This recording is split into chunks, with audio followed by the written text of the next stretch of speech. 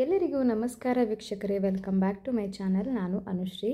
ನಾನು ಇವತ್ತಿನ ದಿನ ವೆಜಿಟೇಬಲ್ ತಾಲಿಪಟ್ಟನ್ನ ಯಾವ ರೀತಿ ಮಾಡೋದು, ಇನ್ಸ್ಟಂಟಾಗಿ ಹಾಗೆ ಹೆಲ್ದಿ ಬ್ರೇಕ್ಫಾಸ್ಟ್ನ ಯಾವ ರೀತಿ ಮಾಡೋದಂತ ತೋರಿಸ್ಕೊಡಕತ್ತೀನಿ.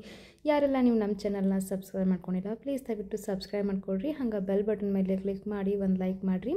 ಬಟ್ ಇವತ್ತಿನ ದಿನ ನಾವು ಸ್ಟಾರ್ಟ್ ಮಾಡೋಣಂತ. ಇಲ್ಲಿ ಆರೋಗ್ಯಕರವಾದಂತಹ ಅದೆಲ್ಲ ತರಕಾರಿನ ಹಾಕ್ಕೊಂಡು ಮಾಡುವಂಥ ಒಂದು ಸಿಂಪಲ್ ಆದಂಥ ರೆಸಿಪಿ, ಹಾಗೆ ಬೆಳಗಿನ ನಾಷ್ಟಕ್ಕಂತ ತೋರ್ಸಾಕತ್ತೀನಿ. ಇಲ್ಲಿ ನಾನು 1 ಕಪ್ನಷ್ಟು ಗೋಧಿ ಹಿಟ್ಟು ಹಾಕ್ಕೊಂಡಿದ್ದೀನಿ, ಒಂದು 3/4 ಕಪ್ನಷ್ಟು ನಾನು ಕಡಲೆ ಹಿಟ್ಟು, ಹಾಗೆ 1 ಕಪ್ನಷ್ಟು ಅಕ್ಕಿ ಹಿಟ್ಟನ್ನು ಹಾಕ್ಕೊಂಡಿದ್ದೀನಿ. ಇಲ್ಲಿ ನಾನು ಒಂದು ಸಣ್ಣದಾಗಿ ಕಟ್ ಮಾಡಿದ್ದು ಒಂದು ಈರುಳ್ಳಿನ ಹಾಕ್ಕೊಳ್ಳಾಕತ್ತೀನಿ ನೋಡಿರಿ. ಇದಿಷ್ಟು ಹಾಕ್ಕೊಂಡು ಆದಮೇಲೆ ತುರಿದಿದ್ದು ಕ್ಯಾರೆಟು ಹಾಗೆ ಬೀಟ್ರೂಟು ಅದನ್ನೆಲ್ಲನೂ ಹಾಕ್ಕೊಳ್ಳಾಕತ್ತೀನಿ. ಸೊ ಕ್ಯಾರೆಟು ಬೀಟ್ರೂಟು ಮಕ್ಕಳು ತಿಂತಿರೋಂಗಿಲ್ಲ, ಸೊ ಹಾಗಾಗಿ ಇದರಲ್ಲಿ ಹಾಕಿದರೆ ಕಲರ್ಫುಲ್ಲಾಗಿ ತುಂಬ ಚೆನ್ನಾಗಿ ಅನಿಸುತ್ತೆ ನೋಡಕತ್ತಿರಲ್ಲ.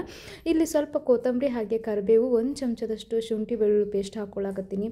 ಹಾಗೆ 1 ಚಮಚದಷ್ಟು ಗ್ರೀನ್ ಚಟ್ನಿ ಹಾಕ್ಕೊಳ್ಳಾಕತ್ತೀನಿ. ಹಸಿ ಖಾರ ಅಂತ ಏನಂತೀವಿ ನೋಡಿರಿ, ಹಸಿಮೆಣ್ಸಿನ್ಕಾಯಿನ ಹುರಿದ್ಬಿಟ್ಟು ಉಪ್ಪು ಹಾಕಿ ಮತ್ತು ಬೆಳ್ಳುಳ್ಳಿ ಹಾಕಿ ರುಬ್ಬಿಟ್ಕೊಂಡಿರ್ತೀವಿ ನಾವು ಈ ಕಡೆ ಉತ್ತರ ಕರ್ನಾಟಕದ ಕಡೆ.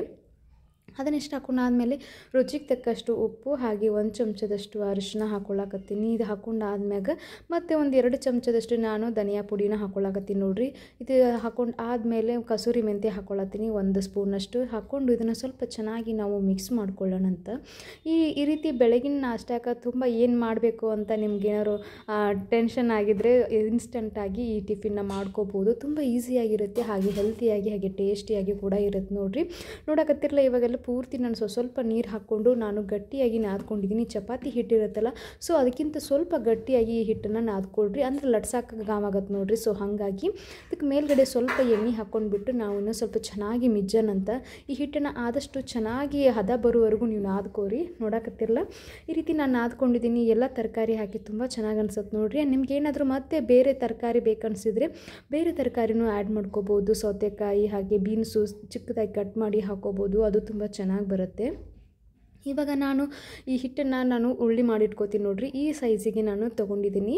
ಇದಕ್ಕೆ ಸ್ವಲ್ಪ ಬಟರ್ ಪೇಪರ್ ಮೇಲೆ ನಾನು ಎಣ್ಣೆ ಹಾಕ್ಕೊಂಡ್ಬಿಟ್ಟು ನಾನು ಇದನ್ನು ಲಟ್ಟಿಸ್ಕೊಳ್ತೀನಂತ. ಈ ರೀತಿ ಸ್ವಲ್ಪ ಎಣ್ಣೆ ಮೇಲ್ಗಡೆ ಹಚ್ಕೊಂಡ್ಬಿಟ್ಟು ನೀವು ನಿಧಾನಕ್ಕೆ ನೀವು ಆದಷ್ಟು ತೆಳ್ಳಗೆ ಲಟ್ಟಿಸ್ಕೋರಿ. ತೆಳ್ಳಗೆ ಲಟ್ಟಿಸ್ಕೊಂಡ್ರಿ ಅಂತಂದರೆ ತುಂಬ ಕ್ರಿಸ್ಪಿಯಾಗಿ ಬರುತ್ತೆ, ಹಾಗೆ ಟೇಸ್ಟ್ ಅಂದರೂ ತುಂಬ ಚೆನ್ನಾಗಿ ಬರುತ್ತೆ ನೋಡಿರಿ. ಸೊ ಹಾಗಾಗಿ ಇದನ್ನು ಮೇಲ್ಗಡೆ ನೀವು ಸ್ವಲ್ಪ ಬೇಕಂದರೆ ಮಕ್ಕಳಿಗೆ ಇಷ್ಟ ಆಗೋ ರೀತಿಯಲ್ಲಿ ನೀವು ಮೇಲ್ಗಡೆ ಸ್ವಲ್ಪ ಬಿಳಿ ಎಳ್ಳು ಅಥವಾ ಬ್ಲ್ಯಾಕ್ ಸೀಡ್ಸು ಅದನ್ನೆಲ್ಲ ಹಾಕ್ಕೋಬೋದು. ತುಂಬ ಚೆನ್ನಾಗಿ ಅನಿಸುತ್ತೆ, ಹಾಗೆ ಟೇಸ್ಟು ಕೂಡ ತುಂಬ ಚೆನ್ನಾಗಿ ಅನಿಸುತ್ತೆ. ನೋಡೋಕೆ ಮಾತ್ರ ತುಂಬ ಕಲರ್ಫುಲ್ಲಾಗಿ ಅನಿಸುತ್ತೆ. ಸೊ ಈ ವಿಡಿಯೋದಲ್ಲಿ ಏನಕ್ಕಿಂತ ಒರಿಜಿನಲಾಗಿ ಲೈವ್ ಆಗಿ ತುಂಬ ಚೆನ್ನಾಗಿ ಕಾಣಿಸುತ್ತಿದೆ. ಸೊ ಹಾಗಾಗಿ ಈಗ ಸ್ವಲ್ಪ ನಿಧಾನಕ್ಕೆ ಬಟರ್ ಪೇಪರ್ನ ಕ್ಲೋಸ್ ಮಾಡಿಕೊಂಡು ಇದನ್ನು ನಾನು ತಕ್ಕೊಂಡು ಓಪನ್ ಮಾಡ್ಕೊಂಡು ಇದ್ರ ಮೇಲೆ ಹಾಕ್ಕೊಳ್ತೀನಿ ನೋಡಿರಿ. ಈ ರೀತಿ ನಿಧಾನಕ್ಕೆ ಹಾಕೋರಿ. ಎಣ್ಣೆ ಹಾಕ್ಕೊಂಡು ಹಂಚು ಕಾಯ್ತಂತರ ಚಂದಾಗಿ ಹಂಚು ಕಾಯಿಸ್ಕೋರಿ. ಆಮೇಲೆ ಲೋ ಫ್ಲೇಮ್ ಒಳಗೆ ಇಟ್ಕೊಂಡು ಸ್ವಲ್ಪ ಇದನ್ನು ಬಿಸಿಯಾಗಿರ್ತೈತಲ್ಲ ಹಂಚು ಸ್ವಲ್ಪ ಕಡಿಮೆ ಆಗಲಿ, ಆಮೇಲೆ ಮೀಡಿಯಮ್ ಫ್ಲೇಮಲ್ಲಿ ಇಟ್ಕೊಂಡು ನೀವು 2 ಸೈಡಿಂದ ಚಪಾತಿನ ಯಾವ ರೀತಿ ಬೇಯಿಸ್ತೀರಿ ನೋಡಿರಿ, ಆ ರೀತಿ ನೀವು 2 ಸೈಡಿಂದ ಸ್ವಲ್ಪ ಚೆನ್ನಾಗಿ ಬೇಯಿಸ್ಕೊಳ್ರಿ. ಯಾಕಂದರೆ ಗೋಧಿ ಹಿಟ್ಟು ಅದು ಇರತ್ತೆ ನೋಡಿರಿ, ಸೊ ಬೇಸನ್ ಹಿಟ್ಟದು ಇರತ್ತಲ್ಲ, ಸೊ ಗ್ಯಾಸ್ಟ್ರಿಕ್ ಆಗುತ್ತೆ. ಸೊ ಹಾಗಾಗಿ ಈ ಹಿಟ್ಟನ್ನು ಆದಷ್ಟು ಚೆನ್ನಾಗಿ ನೀವು ಬೇಯಿಸ್ಕೊಳ್ಬೇಕಾಗತ್ತೆ. ಸೊ ಇದಕ್ಕೆ ಮೇಲ್ಗಡೆ ಸ್ವಲ್ಪ ತುಪ್ಪ ಹಾಕ್ಕೊಂಡು ಮಾಡ್ಕೋರಿ, ಇನ್ನೂ ಕೂಡ ತುಂಬ ಚೆನ್ನಾಗಿ ಅನಿಸುತ್ತೆ. ತುಪ್ಪನೂ ಒಳ್ಳೆಯದು, ಹಾಗೆ ಮಕ್ಕಳಿಗೂ ಕೂಡ ಇದು ಇಷ್ಟಪಟ್ಟು ತಿಂತಾರೆ ನೋಡಿರಿ. ಈಗ ಮೇಲ್ಗಡೆ ಸ್ವಲ್ಪ ಎಣ್ಣೆ ಅದು ಮತ್ತು ಸ್ವಲ್ಪ ತುಪ್ಪನ ಹಾಕ್ಕೊಂಡ್ರಿ ಅಂತಂದ್ರೆ, ಎಣ್ಣೆ ಬೇಡ ಅನ್ನೋರಾಗಿದ್ದರೆ ತುಪ್ಪ ಹಾಕ್ಕೋಬೋದು, ಅದು ಕೂಡ ತುಂಬ ಚೆನ್ನಾಗಿ ಅನಿಸುತ್ತೆ. ನೋಡತ್ತಿರಲ್ಲ, ನೀಲಿ ತುಪ್ಪನೂ ಹಾಕಿ ಮಾಡಿ ತೋರ್ಸಾಕತ್ತೀನಿ.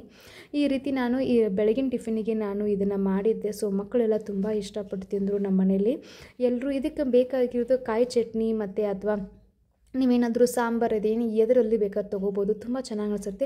ಇಲ್ಲಾಂದರೆ ಶೇಂಗಾ ಚಟ್ನಿ ಹಾಗೆ ಮೊಸರು ಜೊತೆನೂ ಕೂಡ ತಿನ್ಬೋದು. ಇದರಲ್ಲಿ ಎಲ್ಲನೇ ಖಾರ ಉಪ್ಪು ಎಲ್ಲನೂ ಆ್ಯಡ್ ಇರುತ್ತೆ ನೋಡಿರಿ. ಸೊ ಹಾಗೆ ತಿಂದರೂ ಕೂಡ ಇನ್ನೂ ಟೇಸ್ಟ್ ಚೆನ್ನಾಗಿರುತ್ತೆ.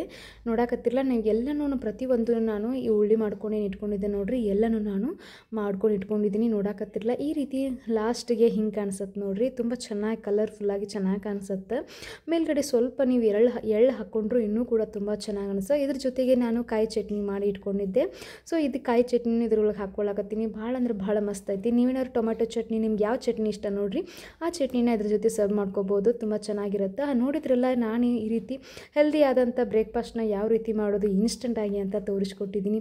ಯಾರೆಲ್ಲ ನೀವು ನಮ್ಮ ಚಾನೆಲ್ನ ಸಬ್ಸ್ಕ್ರೈಬ್ ಮಾಡ್ಕೊಂಡಿಲ್ಲ, ಪ್ಲೀಸ್ ದಯವಿಟ್ಟು ಸಬ್ಸ್ಕ್ರೈಬ್ ಮಾಡ್ಕೊಳ್ರಿ. ಹಾಗೆ ಬೆಲ್ ಬಟನ್ ಮೇಲೆ ಕ್ಲಿಕ್ ಮಾಡಿ ಒಂದು ಲೈಕ್ ಮಾಡಿರಿ. ನಾನು ಮತ್ತೆ ಸಿಗ್ತೀನಂತ. ಅಲ್ಲಿವರೆಗೂ ನಮಸ್ಕಾರ. ನೀವು ಇದನ್ನು ಒಂದು ಸಲ ಟ್ರೈ ಮಾಡಿರಿ.